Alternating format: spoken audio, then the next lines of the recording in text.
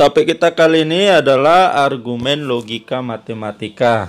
Nah, yang pertama yaitu mengenai tautologi. Nah, tautologi itu adalah pernyataan majemuk yang selalu bernilai benar. Jadi, kalau contohnya seperti ini, maka yang harus kita lakukan dulu itu kita buatkan dulu A-nya, kemudian B-nya, lalu kita lihat yang ini konjungsi, maka A konjungsi B, kemudian ini ada disjungsi, maka kita butuh juga A disjungsi B-nya. Nah, setelah selesai itu baru kita gunakan implikasinya. Sehingga kita tuliskan semua A konjungsi B, maka A disjungsi B. Nah, selanjutnya kita isikan nilai-nilai dari si A, yaitu benar-benar, salah, salah. Lalu nilai si B benar, salah, benar, salah. Kemudian ini kita ingat kata kuncinya KB3. Sehingga hanya yang benar-benar baru bernilai benar. Maka yang benar-benar itu adalah ini, sehingga yang lainnya bernilai salah. Kemudian untuk disjungsi kita ingat kata kuncinya DS3, artinya salah-salah baru bernilai salah. Maka dari sini yang bernilai salah-salah adalah yang terakhir ini, sehingga yang lainnya menjadi bernilai benar. Kemudian untuk untuk implikasi ini, maka kita ingat kata kuncinya ini yang mau kita pasangkan. Kita ingat kata kunci implikasi yaitu IBSS, implikasi benar salah baru salah. Nah, kalau kita perhatikan satu persatu dari sini tidak ada yang benar salah. Maka dengan demikian semuanya bernilai benar, tidak ada yang bernilai salah. Nah, karena ini semua bernilai benar, maka inilah yang disebut dengan tautologi. Dia memenuhi sifat tautologi. Yang B, kita akan membahas tentang modus ponens. Nah, modus ponens itu adalah jika A, maka B. Lalu dia bilang A. Kalau dia bilang A, maka kesimpulannya ini menjadi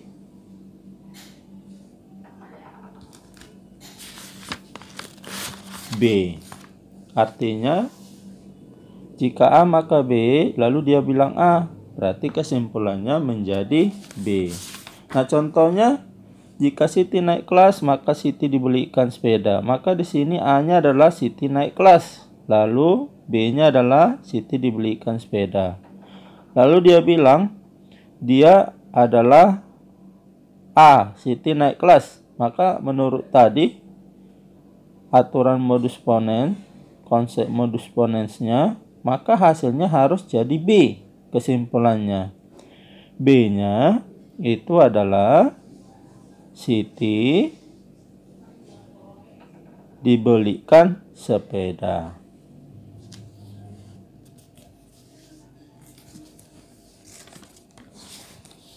Maka kita buat kesimpulannya Siti dibelikan sepeda.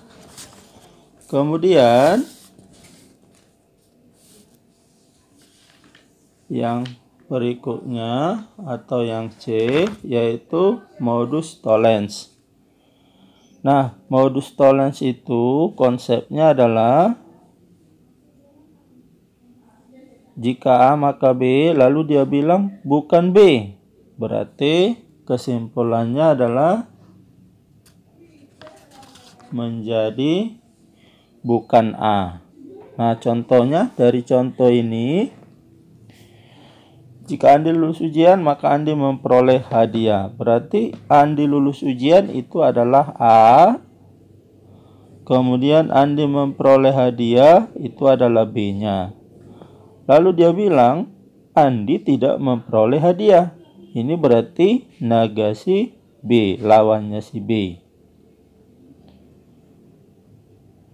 Nah, kalau dia lawannya si B, berarti menurut konsep modus tollens tadi, dia harus kesimpulannya lawannya si A atau negasi A.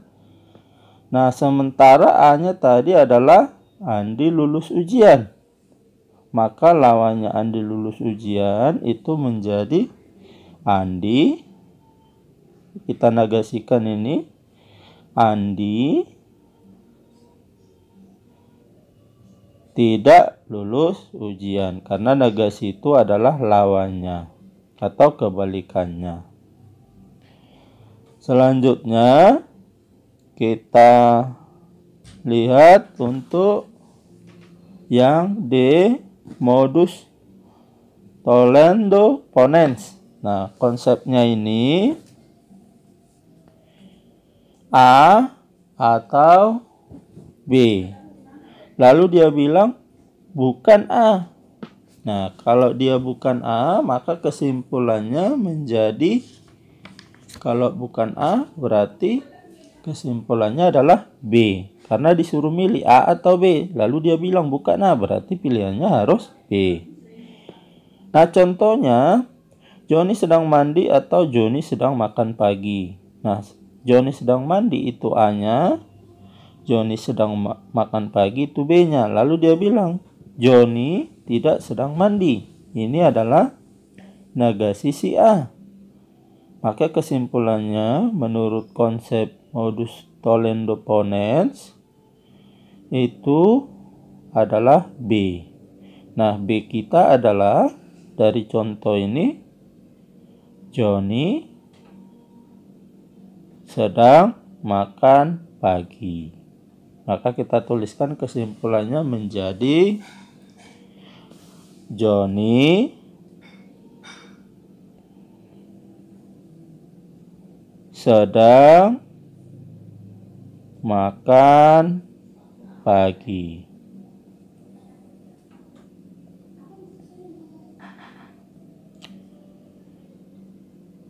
Yang berikutnya yaitu adalah silogisme. Silogisme ini konsepnya jika A maka B. Itu yang pertama. Lalu yang kedua jika B maka C. Nah, dari sini kesimpulannya menjadi kita ambil depan dan belakangnya. Jika A maka C. Nah, contohnya jika Tony rajin belajar, maka Tony naik kelas.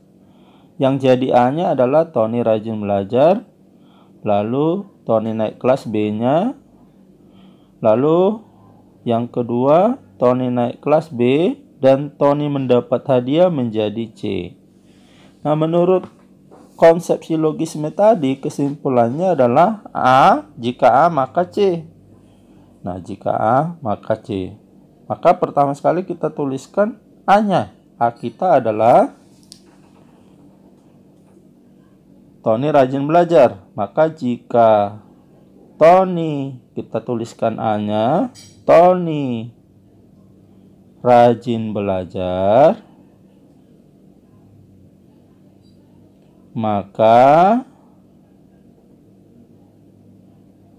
kita tuliskan C-nya. C-nya adalah Tony, maka Tony mendapat hadiah.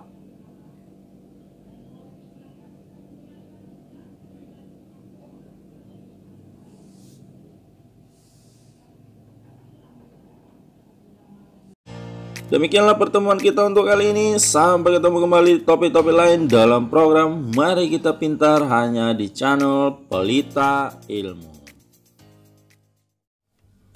Mohon untuk di like, share, dan di komen ya. Terima kasih.